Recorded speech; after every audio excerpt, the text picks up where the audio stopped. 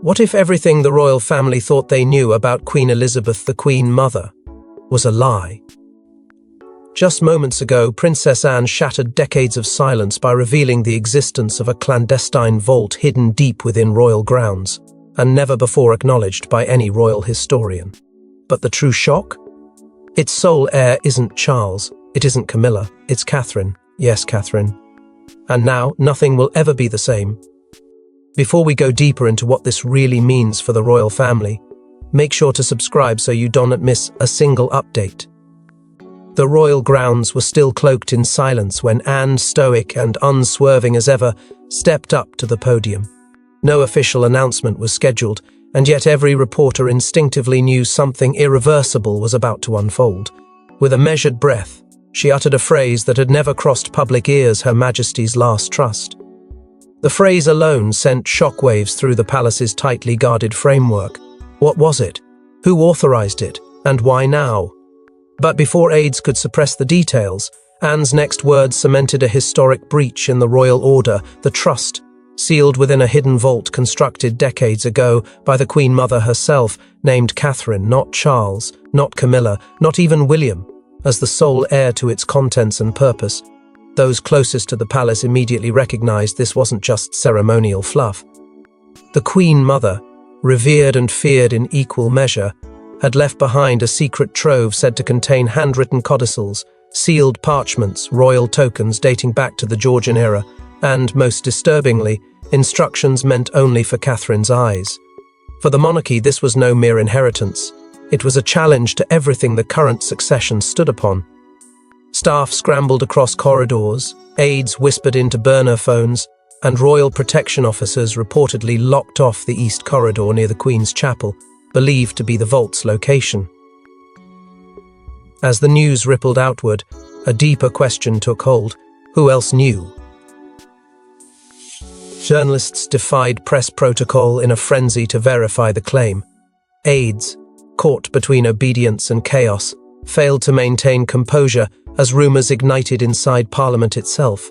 What disturbed most insiders wasn't the content of the vault, but that its very existence had been hidden from Charles and Camilla all these years. If Anne's claim held weight, the Queen Mother had made a calculated decision to sideline her own son and instead entrust the future of the monarchy's moral centre to Catherine. The implications were devastating and immediate. Camilla reportedly locked herself in her private quarters. Charles, though present, refused to issue any response. And William? He was nowhere to be seen. But this wasn't a spontaneous rebellion. Those paying close attention would remember the subtle clues Catherine's increasing presence at state ceremonies once considered beneath her station, the quiet withdrawal of Camilla from archival rolls, and most recently Catherine's unprecedented access to Elizabeth's former private study. Nothing about this was random. And as questions mounted, so did the stakes. Because this wasn't merely about heritage.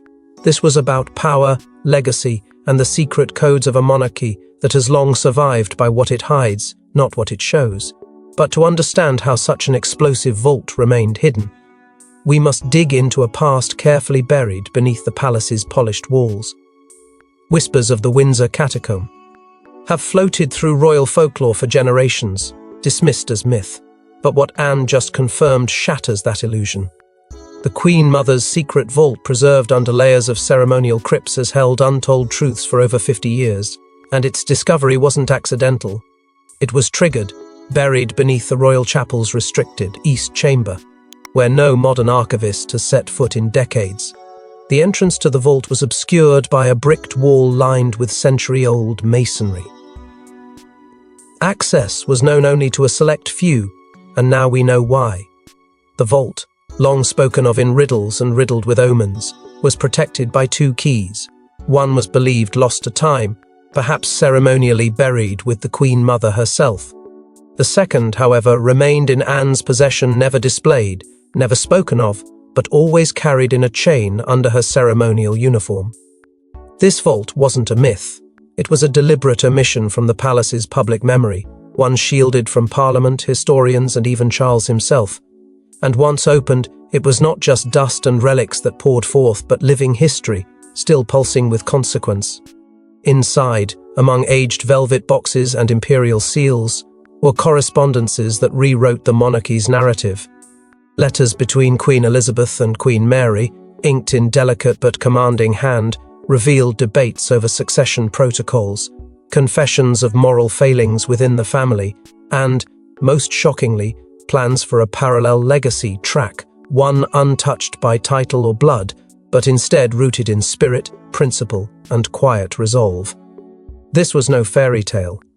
Among the documents was a collection labelled Clarion, bearing the watermark of the Queen Mother's personal council. Operation Clarion, referenced only in hushed tones by ancient aides, was an emergency succession framework designed to preserve the monarchy's soul should the bloodline falter. It had never been activated until now. Royal lineage scrolls, untouched since the 1700s, were found bundled alongside this secret archive. They detailed claims, revocations, even redacted inheritances that history never recorded. But in the center of it all, among the most modern of entries, was a page added precisely 21 years ago. One name stood alone, scripted in the Queen Mother's unmistakable hand, Catherine. It wasn't appended. It wasn't annotated. It simply existed silently and powerfully like a beacon laid in wait.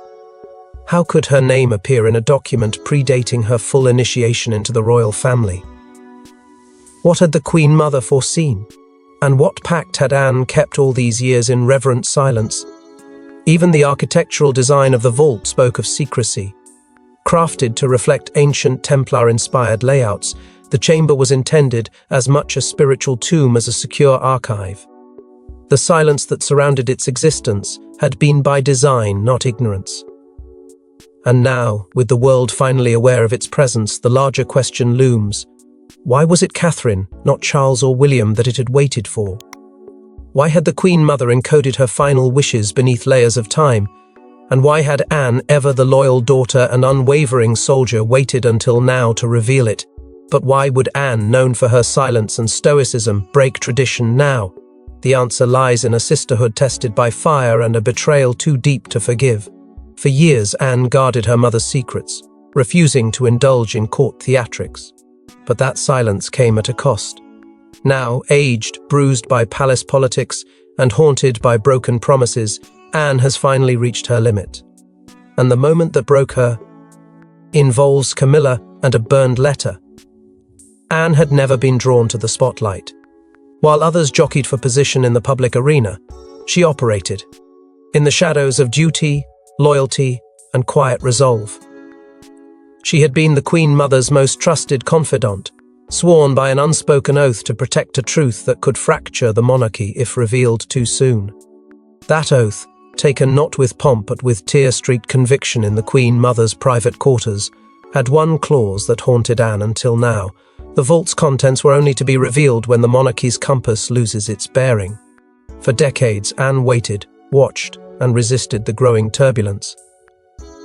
But the day Camilla stepped beyond her ceremonial bounds and tried to reposition the royal narrative around herself, something inside Anne finally broke. Her relationship with Charles had already begun to wither. The closeness they once shared as siblings was now stifled under the weight of Camilla's growing influence. Anne had watched silently as Camilla began attending meetings she once wasn't permitted to hear about, speaking on matters previously reserved for sovereigns.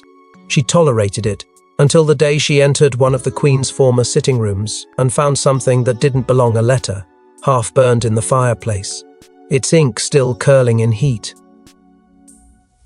What little remained chilled Anne to her core. It was written in the Queen Mother's hand, unmistakable and regal, and the last intact line read, "Catherine shall not inherit crown or command, but she shall bear the light." Anne froze. Camilla entered the room moments later. Their exchange was short, cold, and final. Anne demanded to know what happened to the rest of the letter. Camilla's reply, "Some traditions should stay buried," was the spark that lit the flame Anne could no longer contain. But Anne's decision to speak wasn't only about Camilla. It was about promises made and voices silenced. A memory surged back from her final private conversation with the Queen Mother, where Elizabeth spoke. Softly of Catherine, calling her the one whose strength is not in title but in silence, the one who walks steady when others waver. It was there that Anne first heard the phrase guardianship, not glamour. The Queen Mother, it seemed, never truly placed her trust in crowns, but in character, and the person she saw fit to protect the heart of the monarchy was not the next king, nor the consort clawing for status. It was the quiet woman who had once questioned her place, and now stood at the edge of fate. Anne knew revealing the vault would ignite an inferno, but watching the monarchy drift under the shadow of vanity and ambition had left her no choice. She chose legacy over loyalty, truth over tradition, but even as the vault's secrets spilled into the public, Anne had no way of predicting what her revelation would awaken in the woman at its center. As Anne chose revelation over loyalty, she set in motion a seismic shock, but Catherine's reaction was something no one expected. When the news reached Catherine, royal aides reported she didn't speak for nearly an hour. One aide claims she wept in private, then re-emerged with the poise of a monarch. But what happened in that private room? And what long-buried memory did Anne's revelation awaken in her?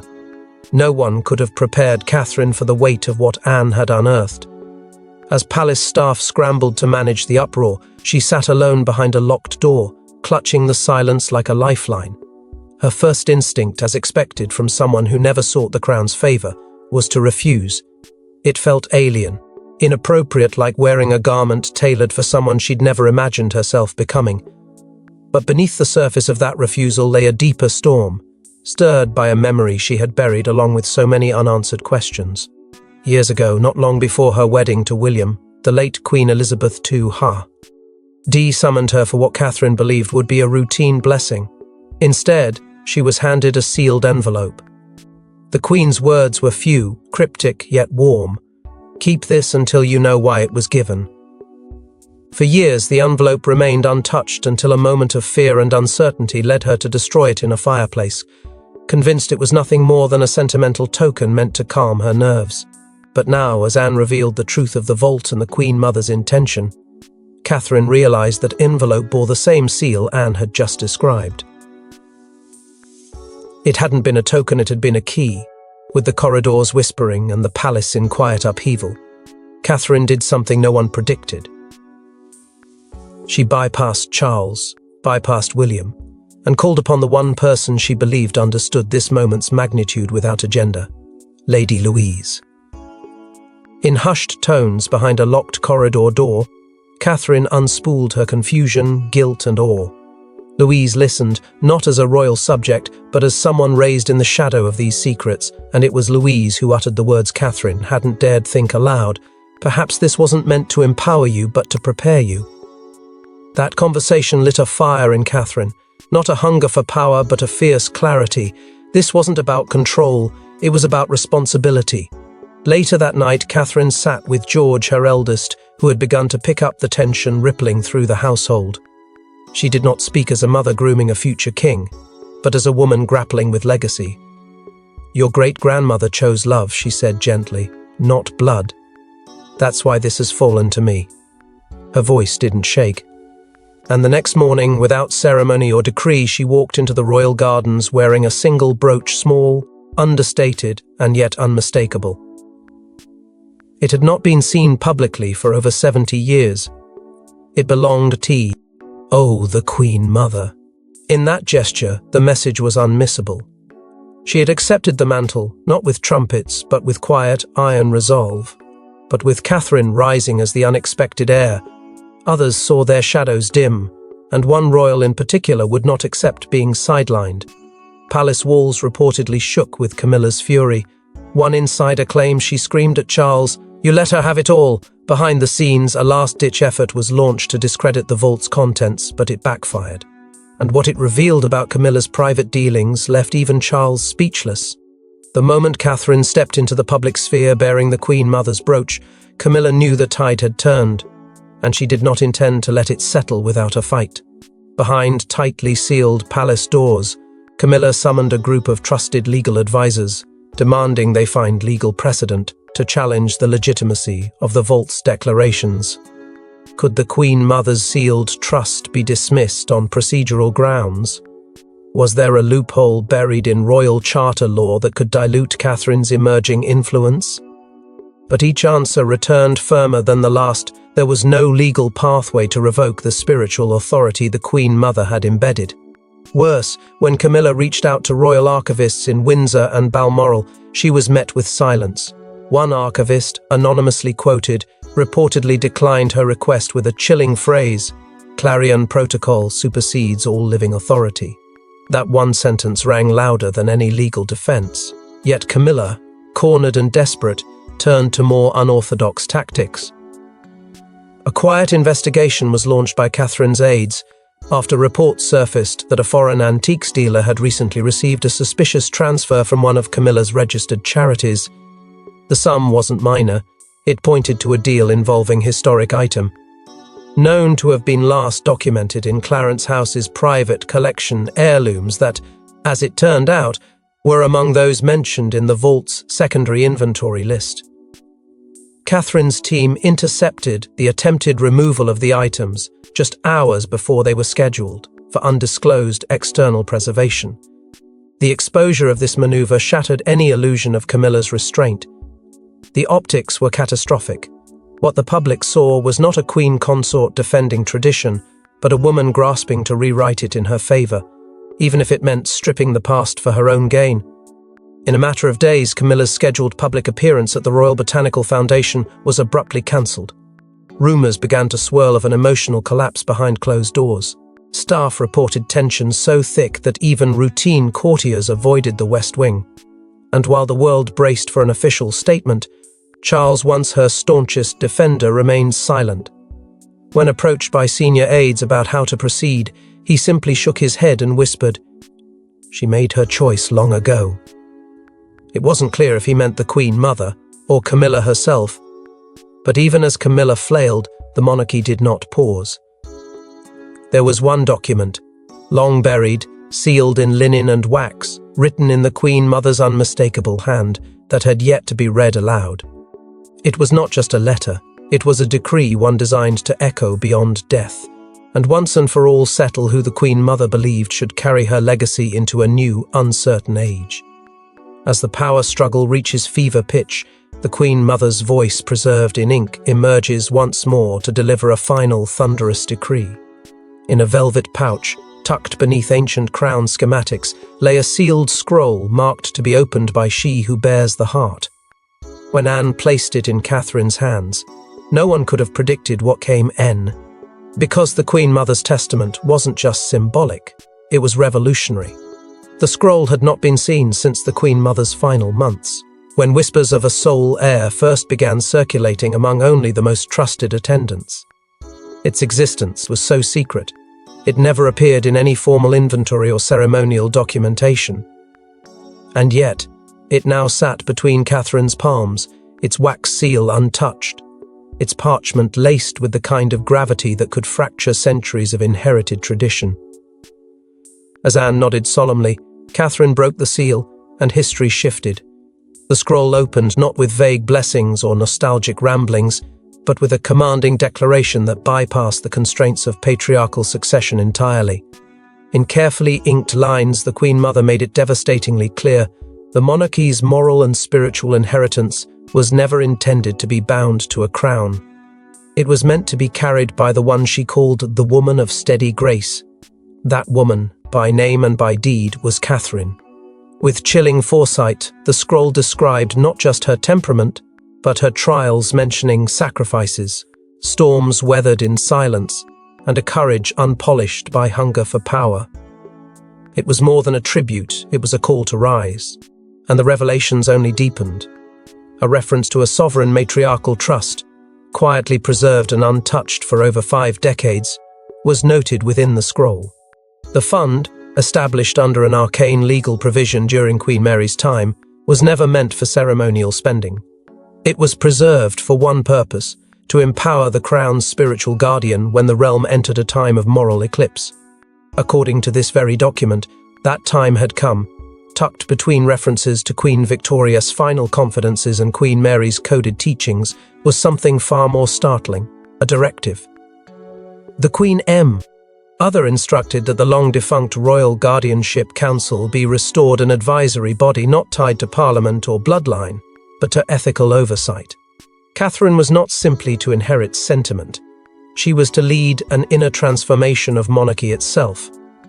The scroll referred to an ancestral protocol, once believed lost Glenmore, a system of internal checks designed by Queen Mary herself and hidden when the monarchy's public trust wavered after Edward VIII's abdication. Catherine, according to the Queen Mother's hand, was the first in nearly a century deemed worthy to revive it. But it was the final line that stopped even the most hardened members of the royal inner circle.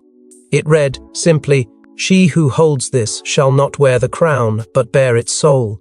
It was a legacy not of command, but of stewardship, and it landed with such force that no royal charter, no legal title, no coronet could counter it. The Queen Mother had spoken beyond the grave, and in doing so, she had elevated Catherine not as a consort or mother of a future king, but as the sovereign conscience of a monarchy in peril. But as Catherine's destiny was being defined by ghostly hands of monarchs past, William was watching in silence, and his silence, many say, carried its own storm. He stood by her side, but inside William was torn. Sources say he questioned what this meant for his future and their children. Yet that night, alone in his study, William made a vow no camera captured, and it involved a sealed envelope of his own. For the world watching, William remained the image of composure, steady, dutiful, unwavering. But behind closed doors, a storm was quietly pulling him apart. Catherine's elevation through the Queen Mother's final decree had not just shifted the balance of public sentiment, it had recalibrated the royal axis altogether. And while he loved her fiercely, William couldn't ignore what this meant for the system he had spent his entire life preparing to uphold. The line of succession, the rituals, the expectations, none of them accounted for a sovereign spirit chosen by legacy rather than law. And for a man born into duty, that silent tension cut deeper than any public controversy. He wasn't afraid of her rising. He was afraid of being left behind in a monarchy that now seemed to be choosing soul over blood. In hushed tones, William confided in a long-trusted royal aide. His words were precise, measured but heavy with uncertainty. This changes the arc of everything. He wasn't speaking as a husband, or even as a son, but as a prince caught between the old world and something terrifyingly new. He questioned the meaning of kingship, if moral authority could now transcend bloodlines. He questioned what it meant to lead if the people no longer waited for his reign but had already declared theirs through Catherine. And yet, even as he wrestled with his place, Anne handed him something that shifted the internal weight even more, a document, previously unseen, signed by Queen Elizabeth II. Its message was brief but staggering. It spoke of a future possibility, a sovereign role not tied to a throne but to a presence. It alluded to conversations Elizabeth had with Diana in the final years of her life, suggesting that Diana too once imagined a leadership form that bypassed formal power. A heart before a crown, it read. She will not rule through decree, but through being. Those words echoed in William's mind until dawn. That night he began writing a letter to Charles, an emotional, unfiltered confession of confusion, loyalty and hope. He never sent it. Perhaps he couldn't. Perhaps he realized that some transitions aren't announced, but accepted quietly. And that next morning, without cameras, without ceremony, William walked into the royal conservatory where Catherine was seated, clutching the Queen Mother's brooch like it anchored her. And he knelt, not as a prince to his queen, but as a husband to the woman who now held the soul of a nation. "We follow your light now," he whispered. And in that moment, William didn't lose his place, he redefined it. But outside the palace gates, the world was stirring, demanding answers, and perhaps a coronation that no law had prepared for. From Edinburgh to Exeter, from whispered pub debates to parliamentary uproar, the public had one question. Is Catherine our real queen now? In an era starved of certainty, the answer wasn't legal, it was spiritual. and the Queen Mother's final act had found its rightful stage. The shift was not driven by proclamations, but by something far more powerful: public conviction. Overnight, polls revealed a staggering 80% of citizens supported Catherine not as the monarch-in-law, but as the sovereign in spirit. The vault, its contents and its consequences, had struck a chord that no crown or charter could mute.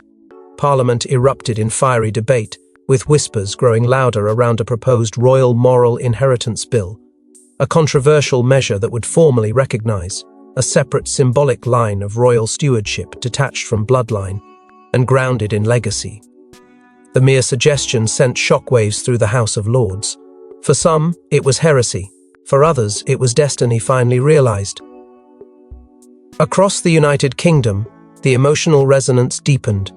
Outside Kensington Palace, a vigil formed, first dozens, then hundreds, then thousands. Candles lit the path from the iron gates to the statue of the Queen Mother, where citizens left notes, brooches, children's drawings, and written tributes to Catherine. And then came a moment that no one expected, but no one would forget. Princess Charlotte, silent and composed beyond her years, stepped forward alone and laid a single white wreath beneath the statue of her great-great-grandmother. The ribbon simply read, "For the one who saw us." It was a gesture that broke generations of division with quiet, devastating clarity. Meanwhile, behind reinforced glass and guarded walls, the vault's documents were being permanently housed in what was now called the Windsor Legacy Wing, a new archive chamber within the Royal Library. Unlike other relics of power, this vault wasn't being hidden, it was being enshrined. And at the heart of it all stood Catherine, no longer shadowed by titles, no longer confined to consort roles or ceremonial obligations. The nation saw her not as someone stepping into power, but as someone power had quietly waited for all along.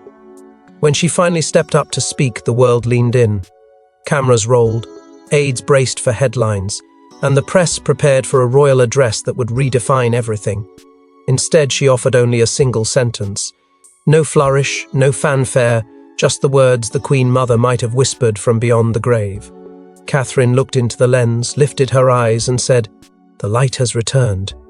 And then she stepped back. It was done.